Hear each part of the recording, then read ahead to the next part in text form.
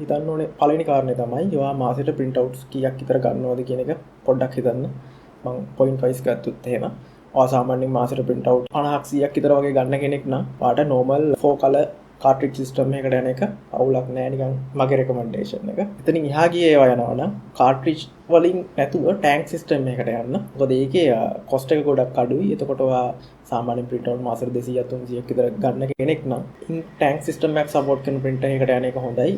පොඩ්ඩක් මූලික කොස්ට් එක වැඩි වුණත් ඔයාට සාපේක්ෂව බලනකොට ඉන්ක් වලින් යන වියදම අඩු කරගන්න පුළුවන්. ඔයා print එකක් ගද්දි හිතන්න ඕනේ ප්‍රධානම කාරණේ තමයි print එකේ තියෙන මූලික කොස්ට් එක සමහරක් ඒවා තියෙනවා print එක ගොඩක් ගන්න අඩුයි අපි කලින් කතා කරා වගේ.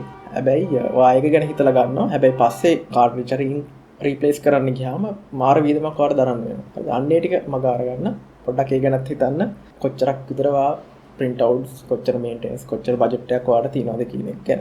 ඊළඟට හිතන්න ඕන කාරණේ තමයි ඔයා මොන හරි photo high quality print කරගන්න උවමනාවෙන් ඉන්න කෙනෙක් නම් ඔයා අනිවාර්යෙන් 6 color system එකකට වගේ තියෙන printer එකක් support කරන එකකට යන්න. මොකද මේ 6 දැන් ඔයා හොඳටම දන්නවා 4 colors තියෙනවා 6 colors තියෙනවා 8 to 12 colors වගේ යන printers තියෙනවා.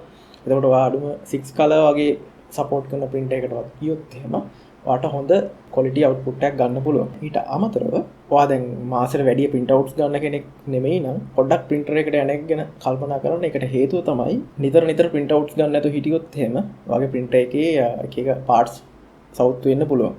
head එකේ එහෙම cartridge සමහරක් වෙලාවට ඉර වෙන්න පුළුවන්. ඔයගේ එක එක issues එන්න පුළුවන්. ඒ නිසා ඔයා printer එක අරගෙන ගෙදර අල්මාරිය දා තියන්න එපා. පුළුවන් තරම් print outs ගන්න try කරන්න. ඒකෙන් ඔයාගේ නිතර එන printer එකේ ගැන තියෙන ප්‍රශ්න පොඩ්ඩක් අඩු කරගන්න පුළුවන්. නැත්තම් කාලයකට සැරයක් ඉඳලා අරගද්දි සමහර හිර වෙන එක පොඩි issues එන්න පුළුවන්. head එක සවුත් වෙන්න පුළුවන්. tone ගල් වෙලා වගේ එක ප්‍රශ්න ඇති වෙන්න පුළුවන්.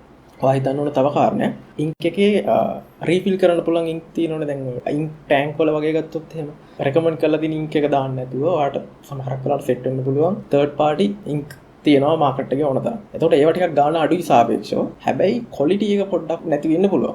එහෙම වුණොත් එහෙම ඔයා ලොකු ගාණක් කරන් දීලා තියෙන print එක සවුත් වෙන්න පුළුවන් අර third party තියෙන ink එකක් දාලා හින්දා. හරිද? ඒ නිසා අන්න එක ගැනත් අනිවාර්යෙන් හොඳට සැලකිලිමත් වෙන්න.